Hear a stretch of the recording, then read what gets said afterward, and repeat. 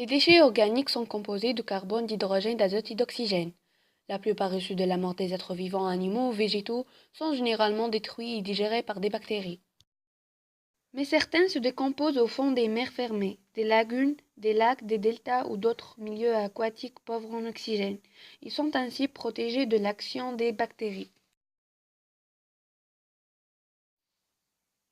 Là, les matières organiques se mélangent à des sédiments, sable, argile, sel, et s'accumulent par des couches successives pendant des millions d'années.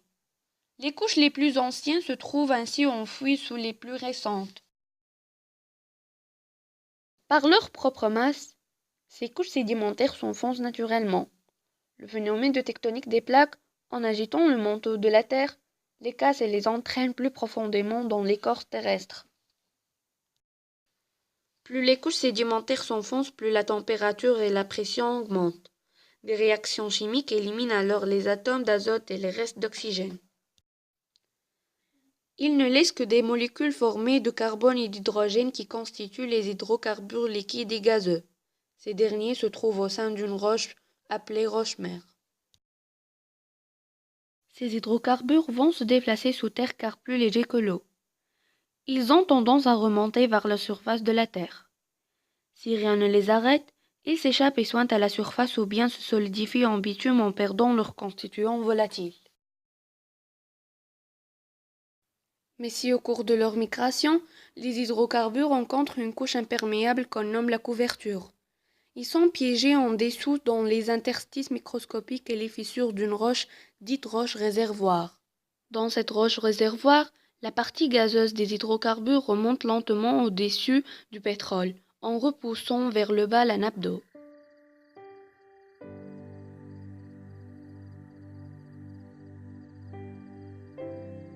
C'est une matière première appelée l'or noir, vu qu'elle est une richesse naturelle.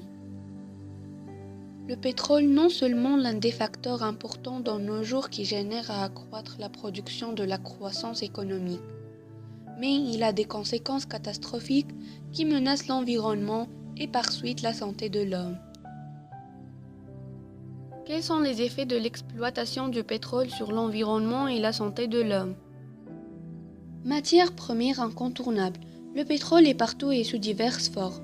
C'est lui qui fait avancer nos voitures, décoller nos avions, naviguer nos bateaux, c'est lui qui chauffe nos maisons, qui fait tourner nos usines.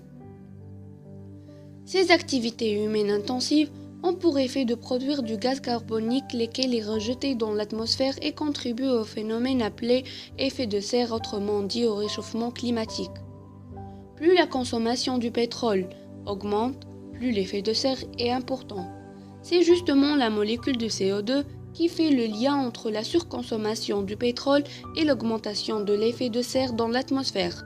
Et par conséquent, les êtres vivants comme les plantes, les animaux et même l'homme deviennent menacés en respirant de grandes quantités de gaz toxiques.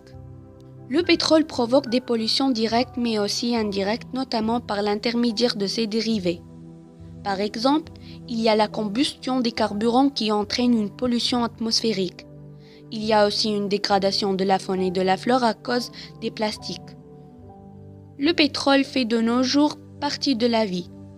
Il est absolument partout, même là où on s'y attend pas. Le pétrole non seulement cause la pollution atmosphérique, mais aussi il provoque la pollution de l'eau. La vie végétale et animale dans la mer et sur les rives est en partie détruite par les marées noires. Ainsi, le soleil ne peut plus éclairer les fonds marins. L'air ne peut passer à cause de ces marées noires. Par conséquent, les végétaux ainsi que les animaux formant le plancton disparaissent et la chaîne alimentaire est détruite. Ainsi, une marée noire met plusieurs espèces animales en péril.